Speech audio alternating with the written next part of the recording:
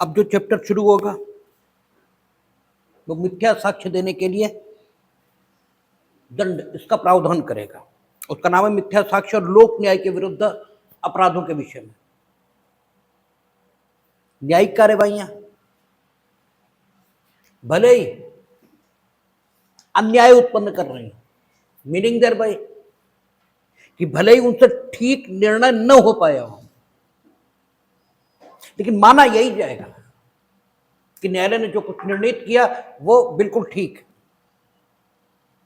ये माना नहीं जा सकता कि न्यायालय ने अन्याय किया होगा, और न्यायालय अन्याय करता भी नहीं।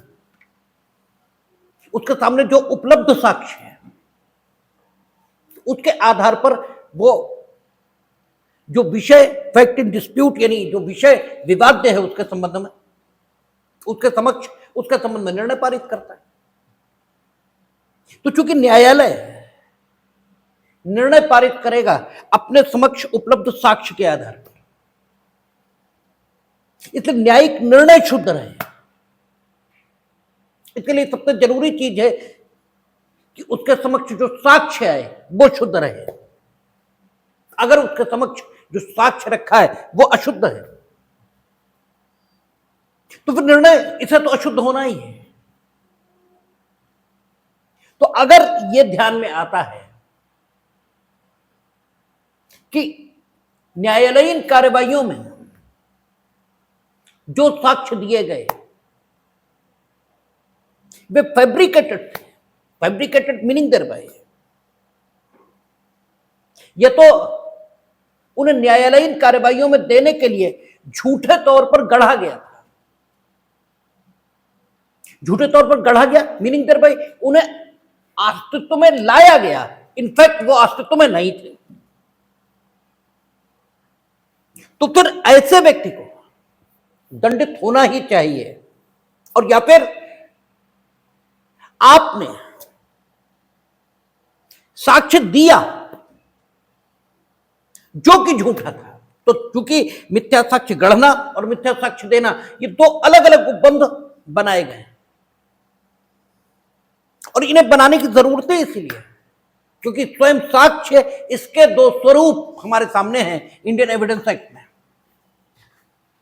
साक्ष्य का एक स्वरूप है मौखिक साक्ष्य का, और साक्ष्य का दूसरा स्वरूप है दस्तावेजी प्रकृति के साक्ष्य का। यद्यपि बहुत सारे साक्ष्य ऐसे भी हो सकते हैं जो कठोर रूप में न तो मौखिक साक्ष्य इस श्रेणी में आए और ना ही कठोर रूप से दस्तावेजी साक्ष्य इस श्रेणी में आए, ऐसे भी साक्ष्य हो सकते हैं। ठीक है, लेकिन फिर भी मोटे तौर पर साक्ष्य को दो भागों में विभाजित किया, एक मौखिक, दूसरा दस्तावेजी। जैसे मानिए आपको हम चोर ठहरा सके, इसके लिए हमने क्या किया कि जो चुराई हुई संपत्ति थी उसको आपके कब्जे के अधीन जो क्षेत्र है, ये जो संपत्ति है उसमें रखवा दिया ताकि चुराई गई संपत्ति वहां से बरामद हो और ये माना जाए कि आप ही चोर हैं, ये माना जाए। ये चुराई गई संपत्ति आपके कब्जे से बरामद हुई, तो चुराई गई संपत्ति को, चुराई गई संपत्ति जानते हुए अपने कब्जे में रखना यह अपराध है। ठीक है, तो दस्तावेज, इसका जो सामान्य अर्थ समझा जाता है, ठीक है, उसके मुताबिक अगर हम देखें तो ये चुराई हुई संपत्ति हो सकता है दस्तावेज की डेफिनेशन में न भी आए। ठीक है, यानी कठोरता के साथ हम अगर दस्तावेज इसकी परिभाषा करें तो संभव है कि ये चुराई गई संपत्ति दस्तावेज की डेफिनेशन में न भी आए। न भी आए इसलिए हम कह रहे हैं क्योंकि दस्तावेज की डेफिनेशन स्वयं एविडेंस एक्ट वहां बताइए। ठीक है, वहां भी लेकिन यही कहा कि लिखने योग्य पदार्थ, इस पर अक्षरों, प्रतीकों, अंकों और चिन्हों, ठीक है, इसके माध्यम से जब आपने कुछ अंकित किया है तो दस्तावेज कहते हैं। अब चुराई गई संपत्ति हो सकता है इस प्रकार की हो जिसमें कोई अक्षर, प्रतीक, अंक और चिन्ह बने ही ना हो, लेकिन फिर भी साक्ष्य अधिनियम की भाषा में इसे दस्तावेज ही कहा जाएगा। और चूंकि दस्तावेज आपने क्या किया, एक विशेष व्यक्ति के कब्जे के अधीन जो संपत्ति थी उसमें ले जाकर इस आशय से रख दिया कि चुराई गई संपत्ति वहां से बरामद हो और उसके बारे में यह माना जाए कि वो चुराई गई संपत्ति का प्रापक है, रिसीवर है, ये जानते हुए कि वो चुराई गई संपत्ति है और इसके लिए वो दंडित हो जाए। तो आप एक परिस्थिति अस्तित्व में लाए, जो परिस्थिति थी नहीं, उस परिस्थिति को आप अस्तित्व में लाए, तो यह कहा जाएगा आपने मिथ्या साक्ष्य गढ़ा। ठीक है ना, क्योंकि साक्ष्य की दो श्रेणियां हैं। साक्ष्य दो प्रकार का है, एक दस्तावेजी प्रकार का है, दूसरा मौखिक। तो जो मौखिक साक्ष्य आप देंगे तब यह कहा जाएगा कि आपने मिथ्या साक्ष्य दिया। और जो दस्तावेजी प्रकृति का साक्ष्य, ये आप अस्तित्व में लाएंगे। वो अस्तित्व में है तब तो वो साक्ष्य, मिथ्या थोड़ा ही है। मिथ्या इस शब्द की परिभाषा हमने आपको कई बार कही है कि मिथ्या का अर्थ झूठा नहीं होता। ठीक है, क्योंकि झूठ ये तो है ही नहीं। झूठ के बारे में क्या है कि झूठ है ही नहीं, उसका कोई अस्तित्व है ही नहीं। ठीक है, जब अस्तित्व नहीं किसी चीज का है तो उस चीज के अस्तित्व को हम झूठ है ऐसा कहेंगे, और जिसका अस्तित्व है वो सत्य है। लेकिन मिथ्या शब्द हमने कई बार कहा कि तब प्रयोग होता है जब वास्तव में तो चीज नहीं होती, लेकिन उसका प्रभाव ऐसे दिखता है मानो वो है। तो जो मिथ्या साक्ष्य शब्द इसीलिए रखा है कि वो वाकई साक्ष्य नहीं है, वास्तव में तो साक्ष्य नहीं है वो, लेकिन उसका प्रभाव साक्ष्य के समान है। और चूंकि उसका प्रभाव साक्ष्य के समान है, इसलिए न्यायालय का निर्णय दूषित होने की संभावना भी रहेगी और न्यायालय का निर्णय शुद्ध रहना चाहिए। इसके लिए भरसक प्रयास होना चाहिए। तो जो मिथ्या साक्ष्य अस्तित्व में लाएगा इस व्यक्ति को दंडित होना ही चाहिए। और मिथ्या साक्ष्य या तो आप देंगे या उत्पन्न करेंगे, यानी या तो मिथ्या साक्ष्य गढ़ेंगे आप या मिथ्या साक्ष्य देंगे। आम बोलचाल की भाषा में हम लोग अक्सर कह देते हैं कि न्यायालयीन कार्यवाहियों में मिथ्या साक्ष्य देने पर अमुक दंड यह मिलेगा। लेकिन जब मिथ्या साक्ष्य देने की हम लोग डेफिनेशन पढ़ते हैं तो वो कहता है जो कोई शपथ द्वारा या विधि के किसी अभिव्यक्त उपबंध द्वारा सत्य कथन करने के लिए वैध रूप से आबद्ध होते हुए किसी विषय पर घोषणा करने के लिए विधि द्वारा आबद्ध होते हुए ऐसा कोई कथन करेगा, वो ये नहीं वर्णित कर रहा कि न्यायालय के समक्ष करेगा, किसी लोक सेवक के समक्ष करेगा, किसी कार्यवाही में करेगा, कुछ नहीं, तो कुछ भी नहीं कहा है। इसलिए डेफिनेशन के मुताबिक यह नहीं कहा जा सकता कि मिथ्या साक्ष्य सिर्फ और सिर्फ न्यायिक कार्यवाहियों में दिया जाएगा। हां, यह सही है कि बहुतायत से मिथ्या साक्ष्य देने के मामले न्यायिक कार्यवाहियों में ही होते हैं, लेकिन मिथ्या साक्ष्य न्यायिक कार्यवाही में ही दिया जाएगा ऐसी कोई बात डेफिनेशन से नहीं निकल रही। मिथ्या साक्ष्य की डेफिनेशन सिर्फ इतना कह रही है कि जब कोई व्यक्ति शपथ द्वारा या किसी विधि के अभिव्यक्त उपबंध द्वारा, ठीक है, और या फिर ठीक है घोषणा, ठीक है, कहता है जो कोई शपथ द्वारा या विधि के किसी अभिव्यक्त उपबंध द्वारा सत्य कथन करने के लिए वैध रूप से आबद्ध होते हुए, दो तरीके ये हो गए, और या तीसरा तरीका या के बाद लिखा है किसी विषय पर घोषणा करने के लिए विधि द्वारा आबद्ध होते हुए, यानी तीन मोड उसने बताए। जिन 3 तरीकों से मिथ्या साक्ष्य दिया जा सकता है, शपथ द्वारा आप आबद्ध हैं कि सत्य कथन करें, विधि के किसी अभिव्यक्त उपबंध द्वारा आप आबद्ध किए गए कि सत्य कथन करें। जैसे हम लोगों ने बीएनएसएस पढ़ा, उसमें धारा 180 वर्तमान में और सीआरपीसी की धारा 161, वहां सीधे लिखा है शपथ तो नहीं दिलाएंगे। हालांकि यह नहीं लिखा है कि शपथ नहीं दिलाएंगे, यह नहीं लिखा है, लेकिन यह नहीं लिखा है वहां कि शपथ दिलाएंगे, लेकिन यह लिखा है कि अन्वेषण अधिकारी आपसे जो सवाल करेगा उसका आप सत्य उत्तर देंगे। ठीक है, यह लिखा है वहां। तो आप विधि के अभिव्यक्त उपबंध इसके माध्यम से आबद्ध किए गए हैं कि आप उस विषय पर, जिस विषय पर अन्वेषण अधिकारी आपसे सवाल कर रहा है, उस विषय पर सत्य कथन करें। यह विधि द्वारा आपके लिए एक बाध्यता ये उत्पन्न की गई है। तो जरूरी नहीं है कि आपको सत्य कथन करने के लिए शपथ यही दिलाई गई हो, ये कतई जरूरी नहीं। लेकिन विधि आपको आबद्ध कर रही है कि शपथ के न होते हुए भी आप सत्य कथन संबंधित विषय पर करेंगे। इसका मतलब यह हुआ कि सिर्फ मिथ्या साक्ष्य शपथ लेकर शपथ भंग करने से ही उत्पन्न होगा, ऐसी दशा नहीं है। ठीक है, क्योंकि डेफिनेशन ये कह रही है कि अगर आप विधि के किसी अभिव्यक्त उपबंध द्वारा भी आबद्ध किए गए हैं किसी विषय पर सत्य कथन के लिए और आप उस विषय पर असत्य कथन करते हैं तो भी आप मिथ्या साक्ष्य संबंधित विषय पर दे रहे हैं, यह माना जाएगा। दूसरी बात उसने कही कि या विधि द्वारा किसी विषय पर घोषणा करने के लिए।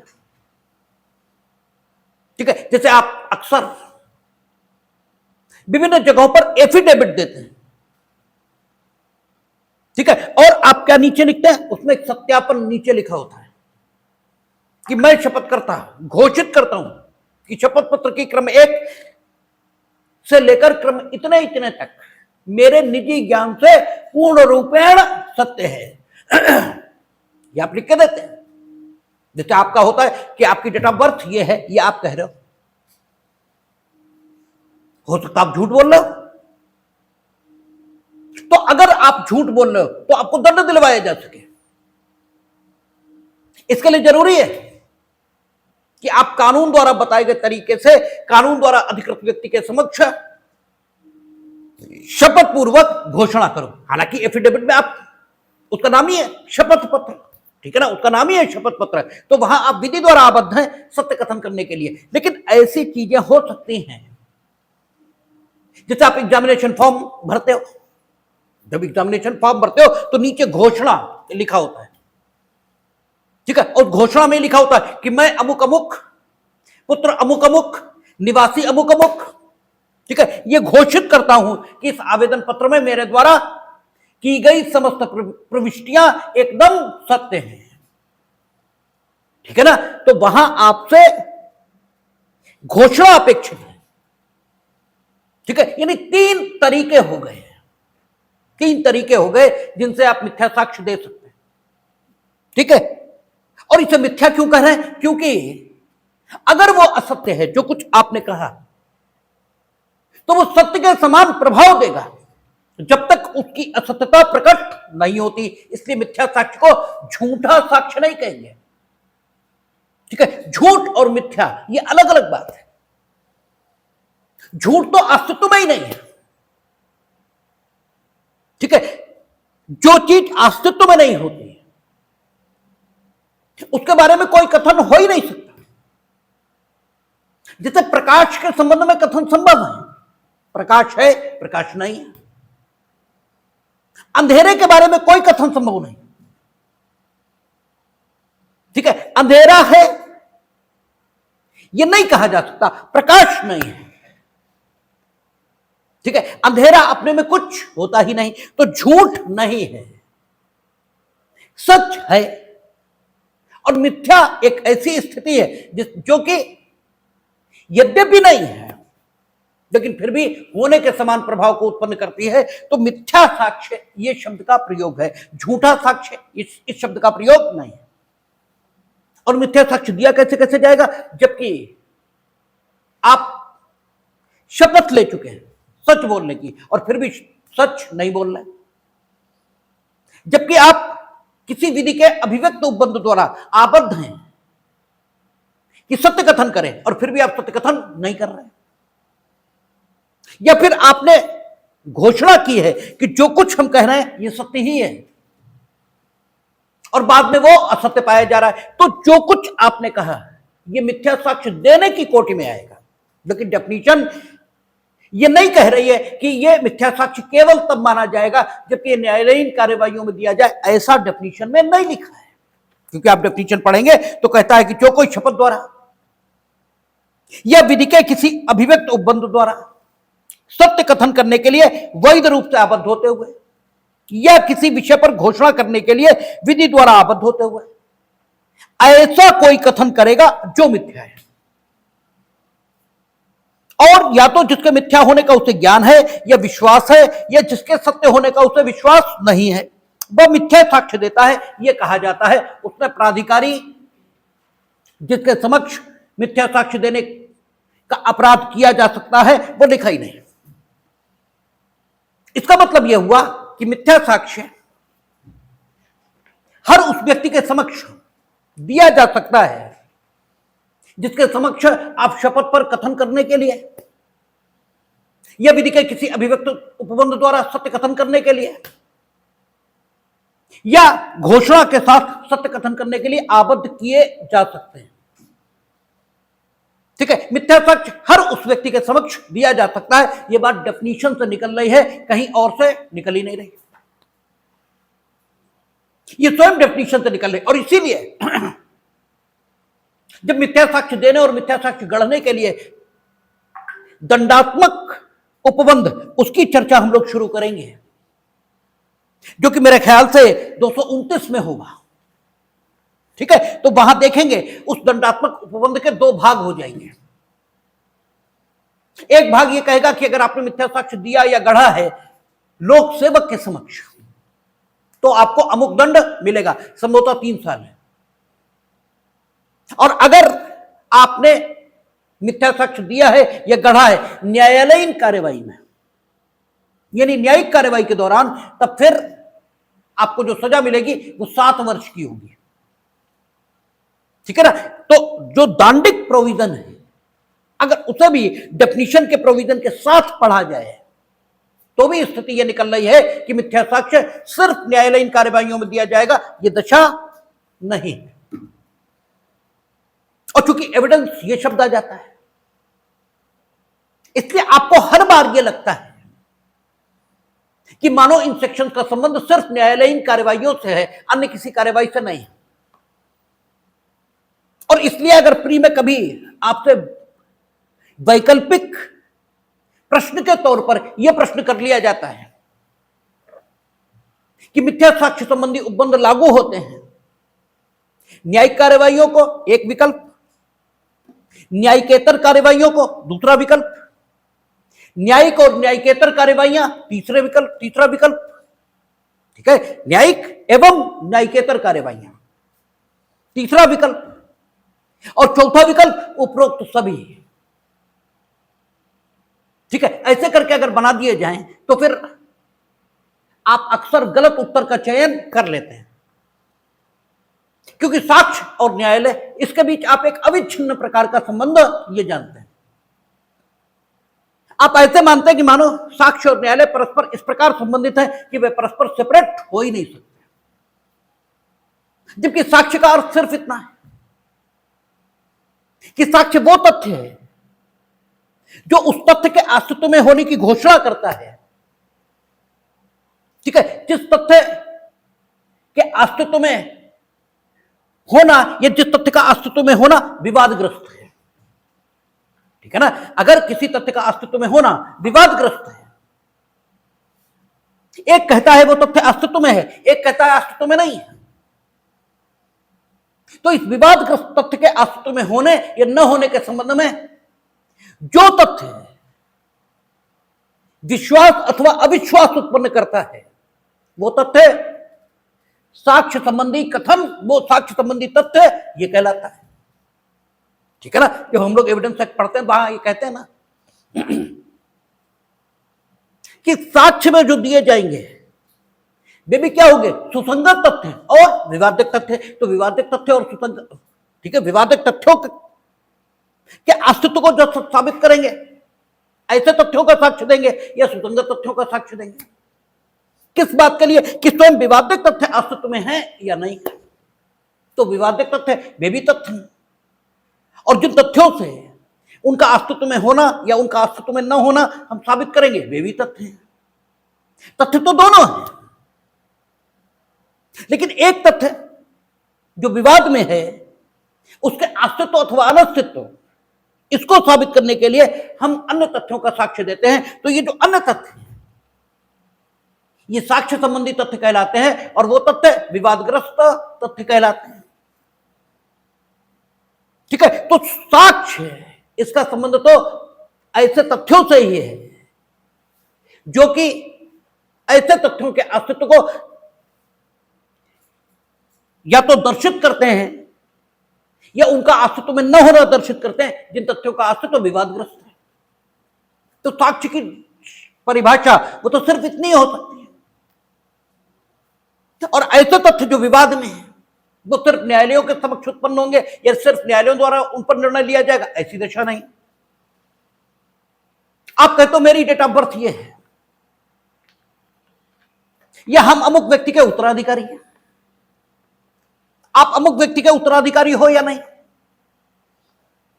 इसे तय करने का काम न्यायालय के पास तब जाएगा जब विवाद हो जाए।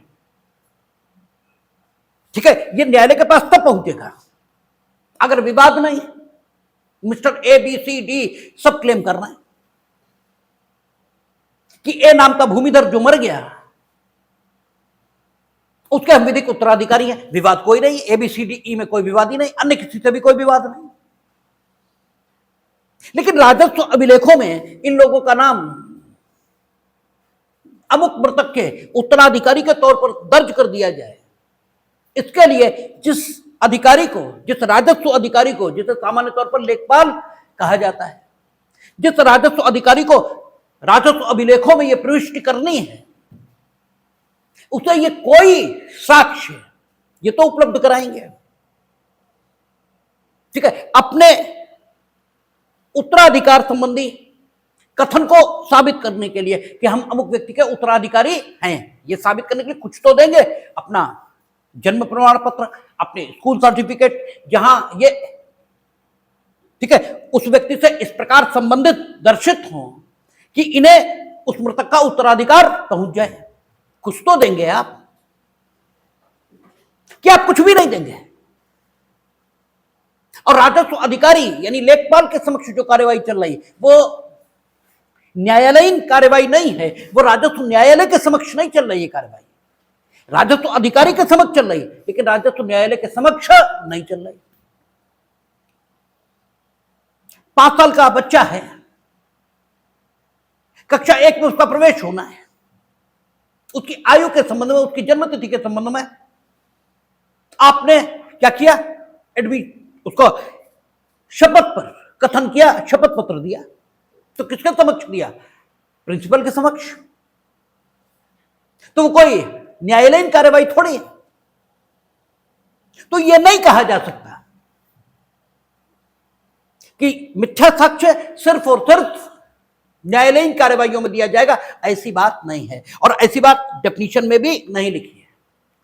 डेफिनेशन में सिर्फ इतना ही लिखा है कि जब आप शपथ पर या विधि के किसी अभिव्यक्त उपबंध द्वारा आबद्ध होते हुए या किसी विषय पर सत्य घोषणा करने के लिए आबद्ध होते हुए मिथ्या कथन करते हैं, तो यह माना जाएगा कि आप मिथ्या साक्ष्य दे रहे हैं। यह कार्यवाही स्वयं न्यायालय के समक्ष चल सकती है और स्वयं किसी अन्य लोक सेवक के समक्ष चल सकती है। यह कहां से स्पष्ट होता है? जहां पर दंड संबंधी प्रावधान है। परिभाषा प्लस दंड संबंधी प्रावधान मिलाएंगे तो स्थिति यह निकल रही है कि मिथ्या साक्ष्य देने का अपराध लोक सेवक के समक्ष चलने वाली कार्यवाहियां उनमें भी किया जा सकता है और न्यायालयीन कार्यवाहियां उनमें भी किया जा सकता है। अब सवाल यह है कि आपने मिथ्या साक्ष्य दिया, यह कब माने? ठीक है, आप अमुक विषय पर सत्य कथन करने के लिए आबद्ध थे, ठीक है, या तो शपथ द्वारा या विधि के किसी अभिव्यक्त उपबंध द्वारा, या आपने स्वयं घोषणा की थी कि हम सत्य कथन करने जा रहे हैं। लेकिन आपने जिस संबंध में कथन किया, जिस विषय वस्तु के संबंध में कथन किया, अर्थात जिस तथ्य के अस्तित्व में होने के संबंध में कथन किया, वो ठीक है विषय वस्तु स्वयं में बहुत इंपॉर्टेंट नहीं है, ठीक है, स्वयं में बहुत इंपॉर्टेंट नहीं। आप प्रवेश लेने गए हैं, ठीक है, प्रवेश के लिए जन्म तिथि का निर्धारण यह जरूरी है ताकि जन्म तिथि का अंकन किया जा सके और यह जाना जा सके कि जो आपका प्रतिपाल्य है, जो आपका वार्ड है, उसकी आयु क्या उतनी हो गई है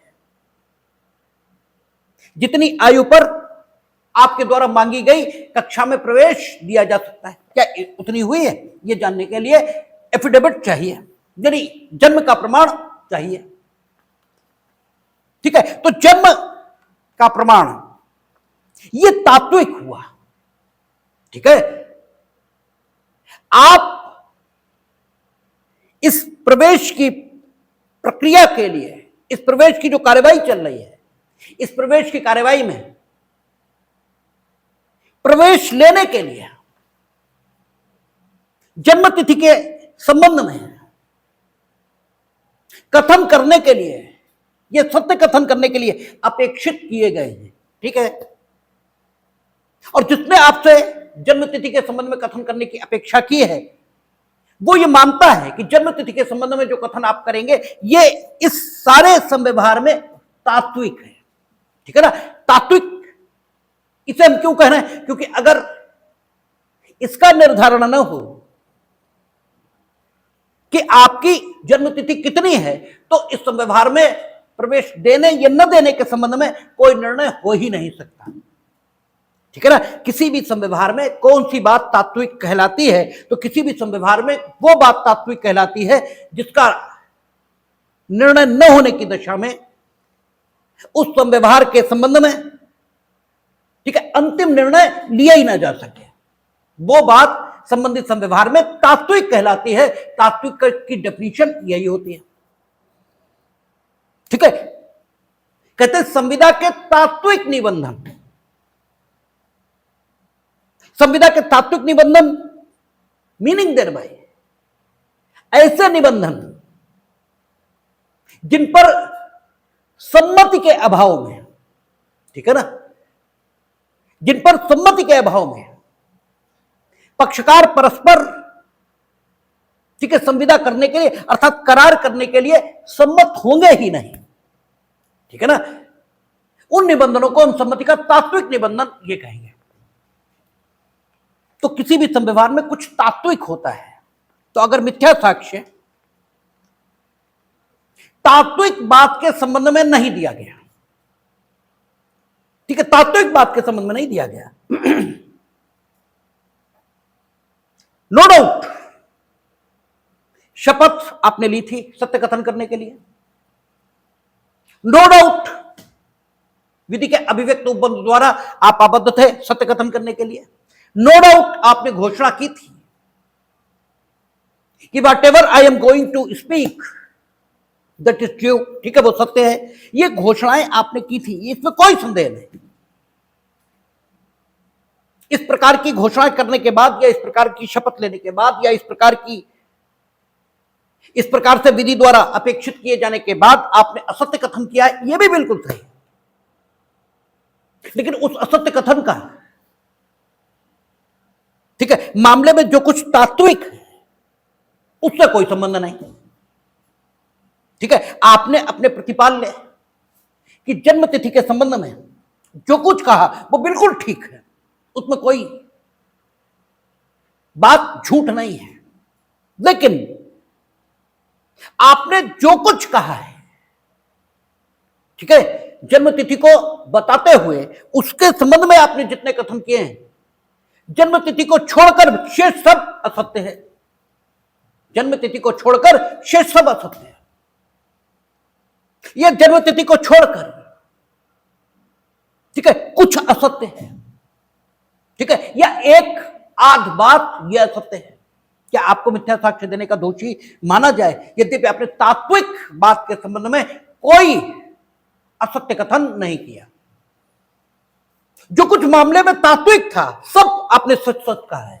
आप एलएलबी का एडमिशन फॉर्म भर रहे थे, आपने सब कुछ ठीक लिखा है। जो कुछ मामले में तात्विक था सब ठीक लिखा है, ठीक है, लेकिन जो मामले में तात्विक नहीं था, क्योंकि एडमिशन फॉर्म मेरे सामने नहीं है इसलिए उदाहरण हम नहीं दे पा रहे हैं, ठीक है, लेकिन आप मानो कि एडमिशन फॉर्म में कुछ ऐसा है जो एडमिशन देने के दृष्टिकोण से तात्विक नहीं है, यानी इस विषय पर जो प्रवेश देने वाला प्राधिकारी है उसे निर्णय लेने के लिए सक्षम बनाने हेतु तो जरूरी नहीं है कि उसे वो इंफॉर्मेशन दी जाए। वो मामले में तात्विक तो नहीं है, लेकिन तुमने असत्य कथन किया है। क्या तुम्हें मिथ्या साक्ष्य देने का दोषी माना जाए? तो माना जाएगा। क्यों? डेफिनेशन कर देखें क्या कहती है। जो कोई शपथ द्वारा या विधि के किसी अभिव्यक्त उपबंध द्वारा सत्य कथन करने के लिए वैध रूप से आबद्ध होते हुए या किसी विषय पर घोषणा करने के लिए विधि द्वारा आबद्ध होते हुए ऐसा कोई कथन करेगा जो मिथ्या है, ऐसा कोई कथन करेगा, उसने तात्विक नहीं कहा, ठीक है, उसने कुछ नहीं कहा, उसने कहा कोई कथन करेगा। यह दंड के प्रश्न पर सुसंगत हो सकता है कि आपने जो कुछ कहा वो असत्य था और मामले के तात्विक तथ्यों से संबंधित था, या आपने जो कुछ कहा वो असत्य था किंतु मामले के तात्विक तथ्यों से संबंधित नहीं था। यह दंड के प्रश्न पर भले ही सुसंगत हो, इस आधार पर हो सकता है आपको एक ही दिन की सजा मिले, घंटे ही भर की सजा मिले, जैसे कल्याण सिंह थे, ठीक है, उत्तर प्रदेश के पूर्व मुख्यमंत्री, उनके बारे में माना गया कि उन्होंने सुप्रीम कोर्ट में फॉल्स एफिडेविट दिया, ठीक है, उनके बारे में माना गया। क्यों? क्योंकि उत्तर प्रदेश के मुख्यमंत्री थे 1992 में, ठीक है, जब वो ढांचा जिसे कुछ लोग बाबरी मस्जिद कहते थे वो गिरा था। हम तो नहीं मानते, ठीक है, कि वो कभी मस्जिद के स्वरूप में था, क्योंकि मस्जिद में मूर्ति पूजा नहीं हो सकती और वहां अनवरत मूर्ति पूजा जारी थी, ठीक है ना। तो खैर जो भी है, लेकिन 1992 में वो चीफ मिनिस्टर उत्तर प्रदेश के थे और उन्होंने सुप्रीम कोर्ट में एफिडेविट दिया था, ठीक है, कि हम ढांचे को कोई नुकसान नहीं होने देंगे। कालांतर में यह पाया गया कि उन्होंने जानते बूझते यह मिथ्या साक्ष्य दिया था, ठीक है, जानते बूझते दिया था, ठीक है। उनका कहना यह था कि भाई हमने तो सत्य दिया,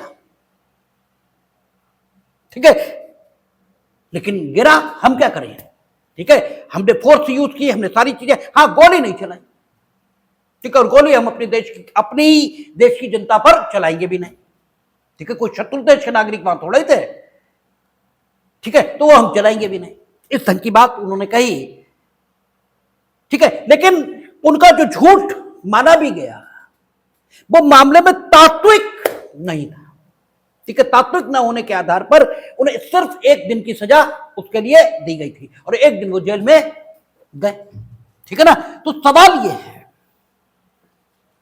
कि जो कुछ आपने कहा वो मामले में तात्विक था या मामले में तात्विक नहीं था, इस आधार पर आपकी सजा में फर्क जरूर आ जाएगा। लेकिन आप मिथ्या साक्ष्य देने के दोषी केवल तब हो जबकि आप मामले के तात्विक तथ्यों के संबंध में सत्य कथन करें। विधि की यह अपेक्षा नहीं है, ठीक है।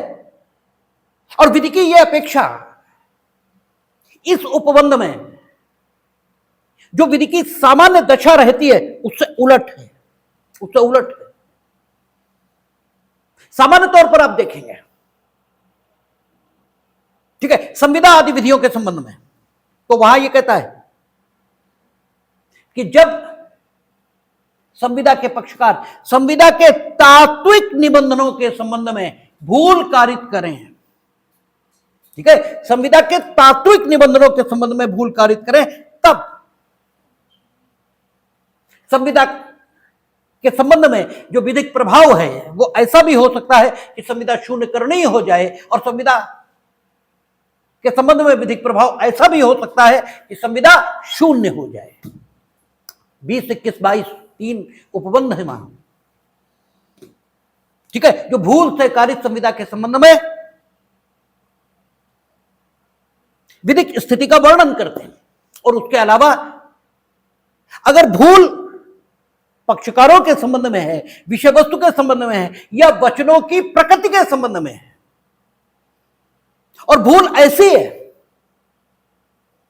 कि एक ही पक्षकार को हो रही थी, दोनों को नहीं हो रही थी, सिर्फ एक पक्षकार को हो रही थी, लेकिन काहे के बारे में थी? संविदा की विषय वस्तु के संबंध में थी, या संविदा जिन वचनों के संबंध में की जा रही उन वचनों की प्रकृति के संबंध में थी, या पक्षकारों के संबंध में थी। और भूल ऐसी है कि उसने सम्मति को प्रभावित कर दिया, ठीक है ना, अर्थात धारा 13 में अनुचिंतित सम्मति यही नहीं बन पाई। तो वहां यह भी लिखा है कि एक ही पक्षकार को ही भूल भी संविदा को शून्य बना देगी, ठीक है। आपको जब कॉन्ट्रैक्ट एक्ट बता रहे थे तो आपको बताया गया था कि क्या हुआ था। एक पब्लिकेशन, एक प्रकाशन हाउस ए चलाता था, ठीक है, नाम वहां पक्षकारों के कुछ भी हों, हम ए और बी से समझा देते हैं। एक पब्लिकेशन हाउस ए चला रहा है, बी का कुछ रुपया ए पर निकल रहा है, क्योंकि बी रेगुलर उससे किताबें मंगवाता है। और इसी बीच ए को आवश्यकता हुई और ए ने प्रकाशन हाउस किसे बेच दिया? सी को। बी ने ऑर्डर प्लेस किया है किताबों के लिए, और बी क्या मान रहा है कि ए का पब्लिशिंग हाउस है और ए मेरा देनदार है, इसीलिए उसने ऑर्डर प्लेस किया है, ठीक है, वो हमारा देनदार है, हम उससे किताबें मंगवा लेंगे। जबकि सही स्थिति इस समय क्या है कि सी पब्लिशिंग हाउस का मालिक हो चुका है। ऑर्डर प्लेस हुआ, सी ने यह माना कि एक नॉर्मल ग्राहक का ऑर्डर है, सी ने किताबों की सप्लाई कर दी। अब सी मूल्य क्लेम कर रहा है और ए कहता है कि हम तो मूल्य देंगे नहीं, वो सॉरी बी कहता है हम तो मूल्य देंगे नहीं, क्योंकि ए पे मेरा रुपया बकाया था। सी कहता है कि ए पर रुपया आपका बकाया होगा, हम तो ए नहीं है, हम तो सी हैं, ठीक है। और आपने अपने ऑर्डर में तो मेंशन किया नहीं था कि ए पे रुपया बकाया। वो कहता है हमें ऑर्डर मेंशन करने की जरूरत क्या थी, तुमने क्या लोक सूचना प्रकाशित करवाई थी कि साहब हमने पब्लिशिंग हाउस खरीद लिया है, ठीक है ना। इससे पहले तो ये ए का था, तो हम कहे करें। अब इस सवाल का निर्णय होना है कि बी सी के प्रति देनदार है या देनदार नहीं है। इसके लिए देखना पड़ेगा संविदा हुई या नहीं हुई, इसके लिए देखना पड़ेगा। और जो संविदा हुई या नहीं, इस स्थिति का हम देखना शुरू करेंगे। तो सबसे पहले सम्मति, क्या पक्षकार एक बात पर एक भाव में सम्मत हुए थे, ठीक है, एक बात पर एक भाव में सहमत हुए थे? यदि हां तो वे सम्मत हुए थे धारा 13 के मुताबिक, इंडियन कॉन्ट्रैक्ट एक्ट की धारा 13 के मुताबिक तो वो सम्मत हुए थे। और फिर उस सम्मति को हम देखेंगे कि धारा 14 में यथा परिभाषित प्रपीड़न, धारा 15 में यथा परिभाषित असम्य कसर, सॉरी धारा 15 में यथा परिभाषित प्रपीड़न, धारा 16 में यथा परिभाषित असम्य कसर, 17 कपट आदि आदि इससे मुक्त है या नहीं, और अगर है तो वो विधिमान्य संविदा है और तब हम उसका प्रवर्तन कराएंगे। तो पहली चीज ये देखनी है, क्या सम्मत हुए थे? तो यहां एक पक्षकार को भूल हुई है, किसे? बी को। लेकिन वो भूल ऐसी है कि उसने ए की सम्मति को प्रभावित किया है। वो मान रहा है कि वो ए से संविदा कर रहा है, जबकि इनफैक्ट वो सी से कर रहा है। ठीक है, अगर उसे ये पता लगता कि सी से मेरी संविदा हो रही तो वो कदापि इस संविदा के प्रति सम्मत न होता। इसलिए यहां एक बात पर, एक भाव में, एक बात पर तो सहमत हुए दोनों पक्षकार, एक बात पर सहमत हुए कि मूल्य लेकर किताबों की आपूर्ति, इस तथ्य पर दोनों पक्षकार सहमत थे, किंतु एक भाव में सहमत नहीं हुए। ठीक है, बी का भाव यह था कि ये मेरा लेनदार है, और सी का भाव यह था कि एक नॉर्मल ग्राहक का ऑर्डर है। एक भाव में सहमत नहीं है, इसलिए संविदा का निर्माण ही नहीं हुआ। ठीक है ना? और जो संविदा का निर्माण नहीं हुआ तो बी सी के प्रति देनदार नहीं है। और इसी दशा के लिए धारा 64 बनी है evidence act, Indian contract act में, जो कहती है कि जबकि पक्षकारों को पता चला है कि उनके द्वारा की गई संविदा शून्य है, पक्षकारों को पता चला है, यानी वो शून्य संविदा कर रहे थे, ये स्थिति नहीं है, पता चला है। अब पता चलेगा कि संविदा शून्य थी किए जाने के समय, तो फिर एक पक्षकार ने जो संविदा में लाभ लिया है वो उसे दूसरे पक्षकार को वापस करना होगा। तो किताबें तो वापस जाएंगी किंतु मूल्य नहीं मिलेगा, ये स्थिति निकल रही है। ठीक है, तो संविदा वहां कहता है कि तात्विक निबंधन, ठीक है, इसके संबंध में अगर भूल हुई है तो ही संविदा की जो विधिमान्यता है वो प्रभावित होती है। और अगर संविदा के निबंधनों के संबंध में तात्विक भूल नहीं है तो संविदा की विधिमान्यता किसी भी भांति प्रभावित नहीं होती। ठीक है, लेकिन ये संविदा विधि का विषय है, जहां दांडिक विधि का सवाल है, आपसे अपेक्षित ये है। ठीक है, दांडिक विधि में भी साक्ष्य से संबंधित मामला है। जब साक्ष्य के आधार पर किन्हीं तथ्यों का निर्धारण होना है तो आपसे अपेक्षित यह है कि आप सत्य कथन करें। ठीक है, और सत्य कथन पूरी तरह सच होना चाहिए। आज आपको उन बातों के संबंध में जो व्यवहार में तात्विक नहीं है, यदि असत्य कथन करने की इजाजत दी गई तो कल आप तात्विक निबंधनों के संबंध में भी सच असत्य बोलेंगे। आपको दांडिक विधि आप में न्यूनतम नैतिकता इसको सुरक्षित रखने के लिए बनाई जाती है। दांडिक विधि का उद्देश्य क्या है? दांडिक विधि का उद्देश्य है आपको मिनिमम नैतिक बनाए रखना। सबसे झूठ बोलो, ठीक है, वो तुम्हारे दीन और ईमान का विषय है। ठीक है, तुम किससे सच बोलोगे, किससे झूठ बोलोगे। लेकिन लोक सेवक, इसके समक्ष तुम असत्य बोलने की हिम्मत कर रहे हो। ठीक है ना? न्यायालय, न्यायिक कार्यवाही में तुम असत्य कथन करने की हिम्मत कर रहे हो। ठीक है, तो आपकी ये जो हिम्मत है, ये एक विशेष प्रकार के दुस्साहस इससे प्रेरित है। इसलिए यहां कोई भेद नहीं करेंगे हम। आपने जो कथन किया वो अगर 3 दशाओं में है कि आप शपथ द्वारा सत्य कथन को करने को आबद्ध थे, आप विधि के किसी अभिव्यक्त उपबंध द्वारा सत्य कथन करने को आबद्ध थे, या फिर आपने घोषणा पूर्वक ये कहा था कि whatever I am going to speak that is only true, तो हम फिर आपसे, ठीक है, निपटेंगे। क्योंकि दांडिक उपबंध कहता कि अगर आपने लोक सेवक के समक्ष चलने वाली कार्यवाही में भी इस प्रकार की कार्यवाही की है या न्यायालयीन कार्यवाहियों में भी आपने इस प्रकार के कथन किए हैं, तो वे कथन मामले में तात्विक बातों से संबंधित हैं या मामले की तात्विक बातों से उनका कोई संबंध नहीं है। इस आधार पर हम आपके दायित्व में घटोत्तरी या बढ़ोतरी तो कर सकते हैं, लेकिन आपको दायित्व से मुक्त ये बिल्कुल नहीं रखा जाएगा। दायित्व तो रहेगा। हाँ, ये ठीक है कि लोक सेवक के समक्ष चलने वाली कार्यवाहियां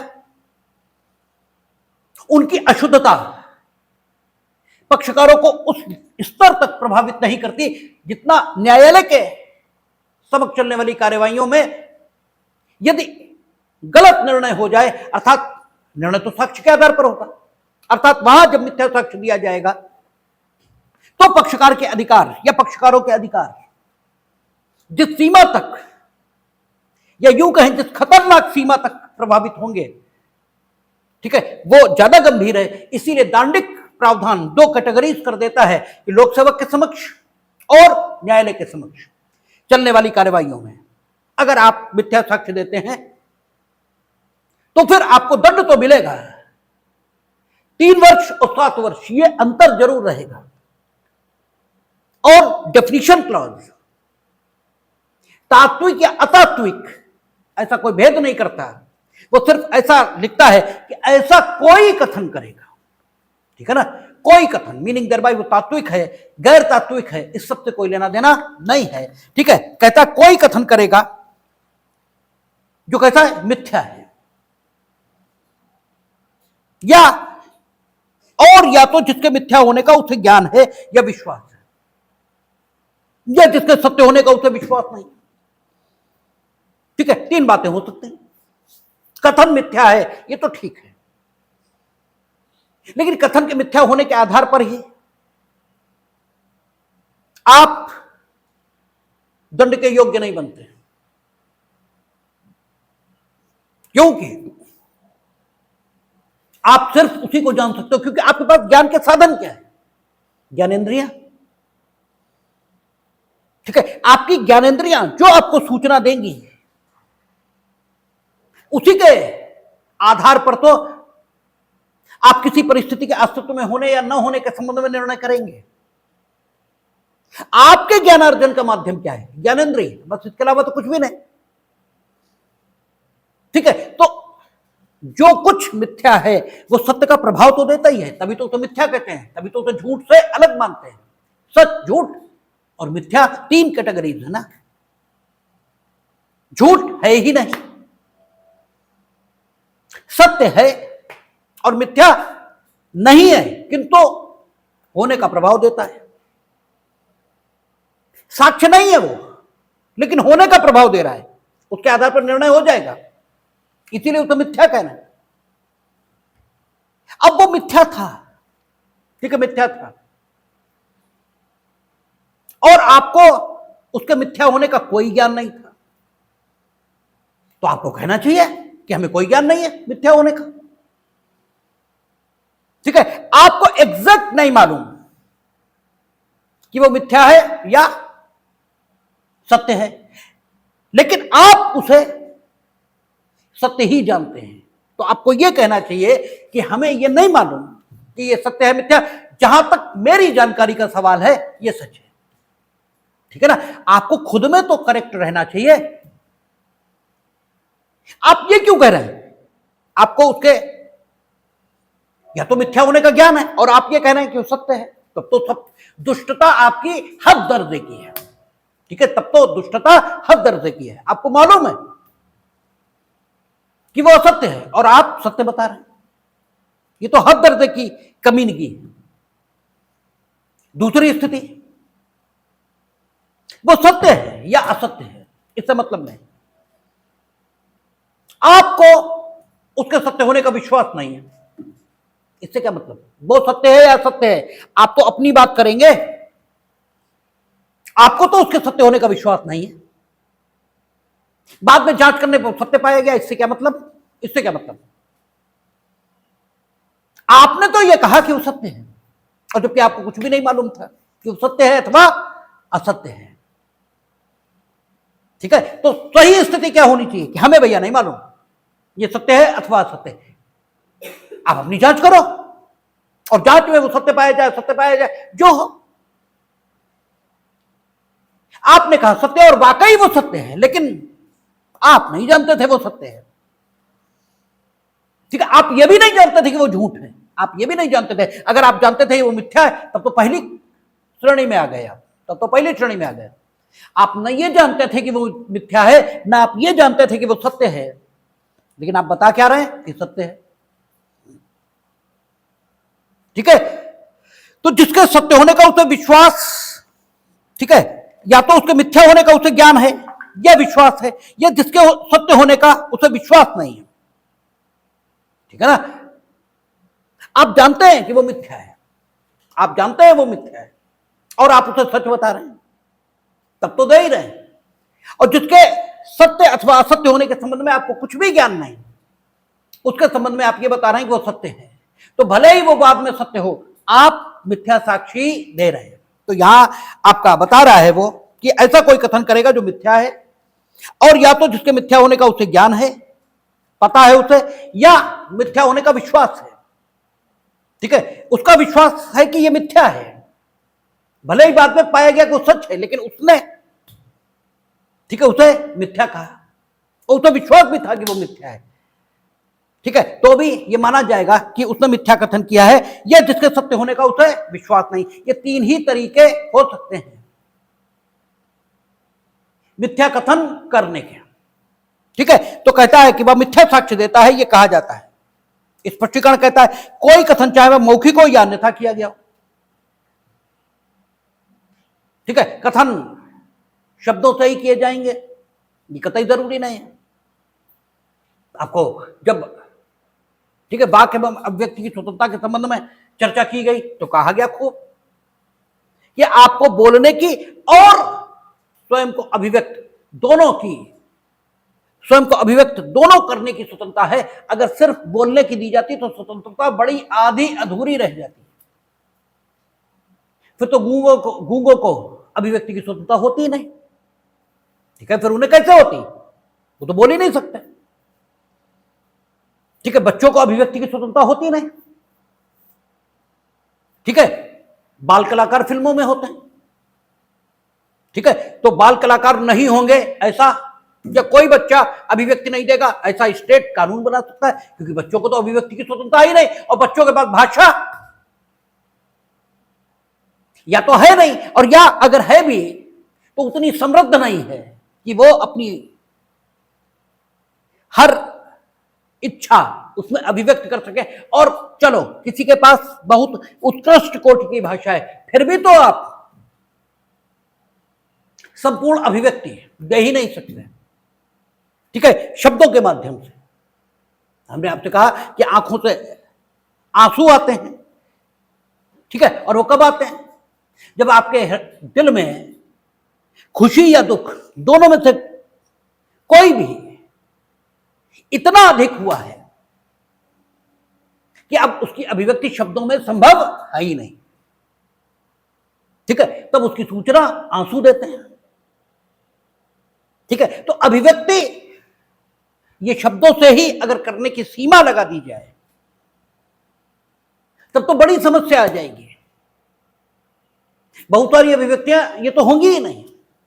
इसीलिए वाक्य व्यक्ति की स्वतंत्रता है, वही बात यहां लिखी उसने कहा कोई कथन चाहे वह मौखिक हो या अन्यथा किया गया, और अन्यथा शब्द का उसने प्रयोग किया, लिखित और ये सब कुछ नहीं कहा, अन्यथा। उन्होंने पूछा फलाने इधर भागे, नहीं, ठीक है, मुंह से कुछ कहा ही नहीं, लेकिन कथन तो किया, मिथ्या साक्ष्य तो दिया, ठीक है, आंखों से आप कथन करते हैं, ठीक है ना, आंखों से, मुंह से, भाव भंगिमाओं से, बॉडी लैंग्वेज से आप कथन अनेकों तरीकों से करते हैं। वो सारे तरीके यहां वर्णित किए जाएं, कानून का सेक्शन बहुत लंबा चौड़ा हो जाएगा, इसलिए एक शब्द मौखिक या अन्यथा इससे कोई मतलब नहीं, आपने कथन किया है, बात खत्म है, ठीक है। कानून बड़े सीमित शब्दों में लिखा जाता, लेकिन इस प्रकार लिखा जाता कि सारी बातें उसमें आए। तो उसने कहा कि कोई कथन चाहे वह मौखिक हो या अन्यथा किया गया हो, इस धारा के अंतर्गत आता है। फिर कहता है अनुप्रमाणित करने वाले व्यक्ति के अपने विश्वास के बारे में मिथ्या कथन इस धारा के अर्थ के अंतर्गत आता है। अनुप्रमाणित करने वाले, आप जानते हैं टीपीए में अटेस्टेशन ये होता है, अनुप्रमाणक साक्षी होते हैं, और अनुप्रमाणक साक्षी काहे बात का साक्ष्य देते हैं कि दस्तावेज के जो पक्षकार हैं उन्होंने उनके समक्ष दस्तावेज को निष्पादित किया। इस बात में दो बातें आ गई, इसका मतलब वो पक्षकारों को जानते हैं, कि ये पक्षकार हैं, तभी तो राम ने दस्तावेज निष्पादित किया, तो पता है ना कि ये राम है। अगर आप ये कहते हैं कि राम ने दस्तावेज निष्पादित किया, इसका मतलब आप जानते थे कि जो निष्पादित कर रहा था वो राम था। ठीक है, उसके राम होने के तथ्य की घोषणा आपने की है। अब वो श्याम निकल गया,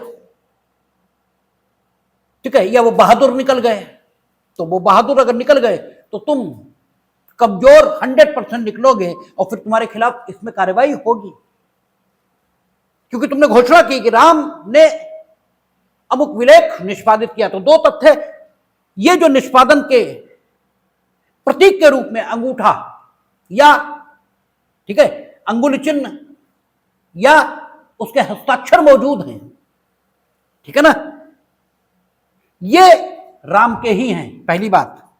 और जिसने जो निष्पादक है, जिसने इसको निष्पादित किया है, वो राम ही है। ये दो तथ्य तो आपने कहे हैं।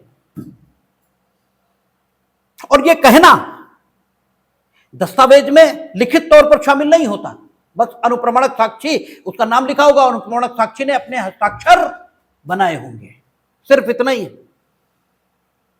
तो कथन अन्यथा किया गया है, लेकिन अनुप्रमाणक साक्षी ने कथन किया है, ठीक है ना, और अपने विश्वास के संबंध में कथन किया है। कैसे कथन करने का तरीका क्या है? हस्ताक्षर करके या अपना निशानी अंगूठा ये लगाकर कथन किया है। और किस संबंध में किया है? कि निष्पादक राम है और उसने उसके समक्ष निष्पादन किया, तो उसका विश्वास है कि निष्पादक राम है, ठीक है ना। तो कहता अनुप्रमाणित करने वाले व्यक्ति के अपने विश्वास के बारे में मिथ्या कथन इस धारा के अर्थ के अंतर्गत आता है। आपके बारे में माना जाएगा आपने मिथ्या साक्ष्य दिया है, अगर वो राम नहीं निकला, ठीक है ना, अगर वो राम नहीं निकला तो आपके बारे में माना जाएगा। या फिर वो सिग्नेचर राम के ही है, लेकिन आपने क्या कहा, मेरे समक्ष किए, आपके समक्ष नहीं किए गए थे, ये बात झूठ पाई गई है, राम के ही हैं। यानी तात्विक तथ्य के संबंध में आपने झूठ नहीं बोला, राम के ही हैं, ये तो सही है, तुम्हारे सामने नहीं किए गए, ये संव्यवहार में गैर तात्विक है, लेकिन इससे दंड की मात्रा पर भले ही फर्क है, लेकिन आपने मिथ्या साक्ष्य तो दिया है। कहता है और कोई व्यक्ति ये कहने से कि उसे उस बात का विश्वास है जिस बात का उसे विश्वास नहीं है, तथा ये कहने से कि वह उस बात को जानता है जिस बात को वह नहीं जानता, मिथ्या साक्ष्य देने का दोषी हो सकता है। आपको जो आप जानते हैं सिर्फ उसी के बारे में कहना चाहिए कि हम जानते हैं, जो आप नहीं जानते उसके बारे में आपको यही कहना चाहिए कि हम नहीं जानते, या मेरी जानकारी जहां तक है वहां तक ऐसी दशा है, यही कथन करने चाहिए। और क्योंकि आपके कथन यहां साक्ष्य के तौर पर लिए जा रहे हैं और उनके आधारों पर किसी कार्यवाही को निर्णय हो रहे हैं, इसलिए यहां आपकी जिम्मेदारी और बढ़ती है। इसलिए आपको तात्विक या गैर तात्विक कथनों में कोई भेद किए बिना दंडित करने का प्रावधान यहां बनाया जा रहा है, ताकि महत्वपूर्ण कार्यवाहियों में आप किसी भी ढंग से झूठ बोलने की या मिथ्या साक्ष्य देने की हिम्मत ही न कर पाओ, ठीक है ना। दृष्टांत देखिए, कहता है का एक न्यायसंगत दावे के समर्थन में, का एक न्यायसंगत दावे, न्यायसंगत दावा गलत नहीं है, इसीलिए उसने क्या लिखा, का एक न्याय संगत दावे के समर्थन में जो या के विरुद्ध खाके 1000 रुपए के लिए, ठीक है, का एक न्याय संगत दावे के समर्थन में का मिथ्या साक्ष्य देगा, ठीक है, या दावेदार है, दावा किसके खिलाफ है, खाके विरुद्ध, या दावेदार है, खाके विरुद्ध दावा है, दावे का मूल्यांकन कितना, विषय वस्तु कितनी है, 1000 रुपया, ठीक है, और का साक्ष्य दे रहा है, का क्या कह रहा है, का एक न्यायसंगत दावे के समर्थन में जो या के विरुद्ध खाके, अच्छा उलट ले बात, या ठीक है के विरुद्ध दावा है, खा दावेदार है, ठीक है, या के विरुद्ध खाके 1000 रुपए के लिए विचारण के समय शपथ पर मिथ्या कथन करता है कि उसने या को खाके दावे का न्याय संगत होना स्वीकार करते हुए सुना था, का ने मिथ्या साक्ष्य दिया। यद्यपि दावा वाकई न्याय संगत है, वाकई न्याय संगत है, लेकिन या ने उसका न्याय संगत होना का के समक्ष कभी स्वीकार नहीं किया, और का शपथ पर मिथ्या साक्ष्य क्या दे रहा है कि उसने मेरे सामने खाकर दावा न्याय संगत होना स्वीकार किया था। यद्यपि दावा वाकई न्याय संगत है, लेकिन इससे कोई फर्क नहीं है। इन्होंने काने मिथ्या साक्ष्य दिया। इन्हें ये डर होना चाहिए था कि हम न्यायालय के समक्ष इस प्रकार की हरकत कर रहे हैं तो ये दुस्साहसी किस्म के व्यक्ति हैं और इन्हें दंडित किया जाना ही उपयुक्त होगा। ठीक है, इसलिए यहां फिर कहता है का सत्य कथन करने के लिए शपथ द्वारा आबद्ध होते हुए कथन करता है कि वह अमुक हस्ताक्षर के संबंध में यह विश्वास करता है कि वह या का हस्तलेख है। ठीक है, या का हस्तलेख है, वो शपथ पूर्वक कह रहा है कि ये हमें विश्वास है कि ये या का हस्तलेख है। अब जबकि वह उसके या का हस्तलेख होने का विश्वास नहीं करता, जबकि असल स्थिति है कि वो जानता है ये, ठीक है, जानता है, ये न कहें बल्कि वो ये विश्वास नहीं करता कि ये या का हस्तलेख है। भले ही अब या का ही हो, लेकिन इसने मिथ्या कथन ही किया है। यहां का कथन करता है जिसका मिथ्या होना वह जानता है और इसलिए मिथ्या साक्ष्य देता है। ठीक है, जानता है, हाँ ठीक है, उसने कहा हस्तलेख होने का विश्वास नहीं करता, इसका मतलब ये है ना कि उसे मालूम है कि ये या का हस्तलेख नहीं है, तो वो मिथ्या साक्ष्य देता है, यही माना जाएगा। गा खंड आपसे खूब पूछा जाता है, क्यों? यहां कहता है या के हस्तलेख के साधारण स्वरूप को जानते हुए का ये कथन करता है कि अमुक हस्ताक्षर का के संबंध में उसका यह विश्वास है कि वह या का हस्तलेख। एक राइटिंग रखी गई, सामान्य स्वरूप की हैंड राइटिंग है। उसने कहा कि हां, हम सद्भाव पूर्वक विश्वास करते हैं कि यह अमुक व्यक्ति का हस्तलेख, और वो वाकई सद्भाव पूर्वक विश्वास करता है। अब पता यह लगता है कि वो उसका हस्तलेख नहीं है, लेकिन उसने अपने सद्भाव के संबंध में कथन किया है, उसने हस्तलेख के संबंध में कोई कथन नहीं किया। उसने कहा हम सद्भाव पूर्वक विश्वास करते हैं कि अमुक हस्तलेख अमुक व्यक्ति का है। ठीक है, तो हम तो अपने सद्भाव के संबंध में कथन कर रहे हैं, हम हस्तलेख के संबंध में नहीं कह रहे कि वो उसी का है। जब हम अपने सद्भाव, तो तुम्हें आगे जांच करनी चाहिए। आगे कहेगा का उसके ऐसा होने का विश्वास सद्भाव पूर्वक करता है, तभी वो कह रहा है। यहां का कथन केवल अपने विश्वास के संबंध में है और उसके विश्वास के संबंध में सत्य है। इसलिए यद्यपि वह हस्ताक्षर या का हस्तलेख न भी हो, का ने मिथ्या साक्ष्य नहीं दिया है, और इसीलिए गाखंड सबसे ज्यादा पूछा जाता है। ठीक है, दृष्टांत आपको ऐसे के ऐसे ही रखे मिलेंगे, इसलिए इनको जरूर देखना चाहिए। ठीक है, आगे कहता है का शपथ द्वारा सत्य कथन करने के लिए आबद्ध होते हुए यह कथन करता है कि भाई ये जानता है कि यह एक विशिष्ट दिन एक विशिष्ट स्थान में था, जबकि वह उस विषय में कुछ भी नहीं जानता, का मिथ्या साक्ष्य देता है। चाहे या बतलाए वाले दिन उसी स्थान पर रहा हो, ठीक है, लेकिन तुम तो नहीं जानते थे, ये बंबई में था, ये आप कह रहे हो, जबकि तुम्हें कुछ नहीं मालूम कि ये कहां था। अब वो वाकई बंबई में था, लेकिन तुम तो झूठी बोल रहे हो, बात खत्म हो गई। ठीक है, ऐसे कहता है का एक दुभाषिया या अनुवादक किसी कथन या दस्तावेज के जिसका यथार्थ भाषांतरण या अनुवाद करने के लिए वह शपथ द्वारा आबद्ध है। ऐसे भाषांतरण या अनुवाद को जो यथार्थ भाषांतरण या अनुवाद नहीं है और जिसके यथार्थ होने का वह विश्वास नहीं करता, यथार्थ भाषांतरण या अनुवाद के रूप में देता है या प्रमाणित करता है। का ने मिथ्या साक्ष्य दिया है, तो यह मिथ्या साक्ष्य देना, मिथ्या साक्ष्य गढ़ना, इसके बाद बहुत कठिन नहीं बचता। ठीक है, मिथ्या साक्ष्य देना क्या है यह समझ लेना जरूरी होता है। एक बार यह समझ में आ गया, बाकी मिथ्या साक्ष्य गढ़ना यह कोई बहुत कठिन बात नहीं है, उसे समझना लगभग ऐसा ही है। तो मिथ्या साक्ष्य गणना और मिथ्या साक्ष्य संबंधित अन्य प्रावधान दांडिक कल हम लोग बात कर लेंगे, उसमें देखिए।